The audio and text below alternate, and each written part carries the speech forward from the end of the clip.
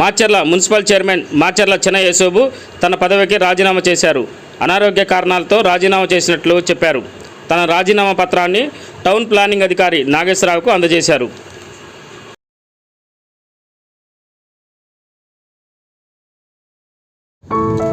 ఈ నెల 26వ తేదీన కృష్ణాష్టమి సందర్భంగా బీసీవై పార్టీ అధినేత రామచంద్ర యాదవ్ మాచర్ల వస్తున్న సందర్భంగా ప్రతి ఒక్కరూ గుట్టుకొట్టే కార్యక్రమంలో పాల్గొని విజయవంతం చేయాలని గుండాల సైదులు యాదవ్ కోరారు.